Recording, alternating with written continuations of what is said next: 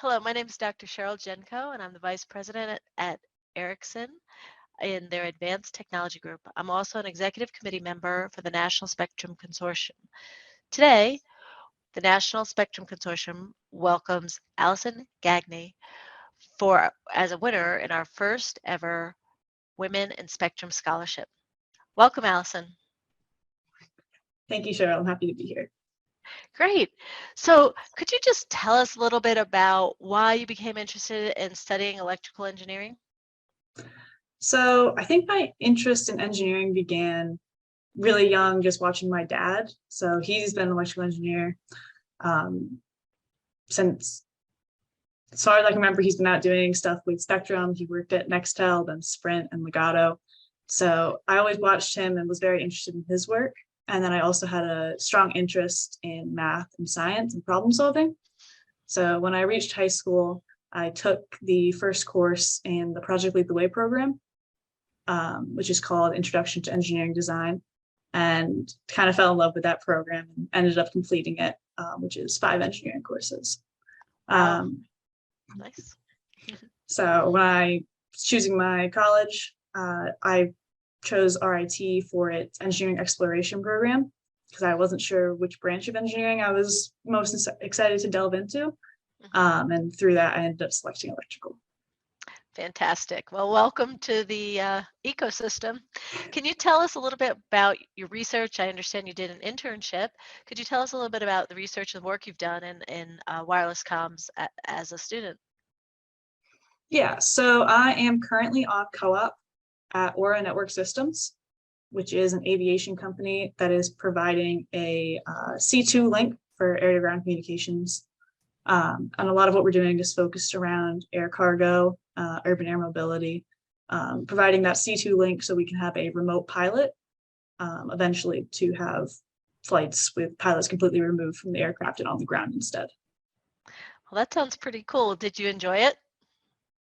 Yeah, I'm really enjoying the work. So I started this summer and I end at the end of this year. And what level are you in your pursuit of your degree? So I'm in my 3rd year at RIT. RIT's engineering program is a 5-year course for the bachelor's, but I've also elected to take the master's program as well. So it's the same number of years, but 5 years with a bachelor's and master's. Hard worker. What do you have? I mean, considering you're roughly halfway through your bachelor's master's program, do you have career goals or do you have any ideas as how you might stay involved in spectrum and wireless comms after your graduation? So I'm still very open in future pursuits. I do love the work I'm doing at Aura. It's very hands-on, very involved. I get to learn a lot. I get to work with a lot of great people in industry. And I felt like I've really grown just in the short amount of time that I've been here. But I am just interested in following the industry and its developments. I think air cargo and urban air mobility are really going to take advancements in the next coming years. So I'm excited to see how that goes. Well, that's great. I mean, your parents must be very proud of you. So, why do you think, there are not as many women in studying engineering, or maybe more importantly, how do you think we could get more women involved in our field? I've been an engineer for a few decades, and it's been a consistent problem, and I'd love to hear your point of view. So I think some of the big blockers for women entering engineering is either access or kind of the environment and whether or not they feel welcome into it or they feel kind of out to the sideline. So I had the opportunity to take Project Lead the Way courses starting in high school, which I definitely enjoyed and I was very excited to be part of them. But the first program was required for a credit. So there were lots more female students in the class. It was probably a third of the class. By the second course, it was no longer required for graduation credit, and there were only 3 of us left. Oh my, I know. So it very quickly became I'm one of the only girls taking this class, and it continued through the rest of the courses. And it's not a major blocker, anyone can take the courses and do well in them, but it is just something you're kind of aware of when you're there and you're looking around, you're like, there's 2 other girls in here.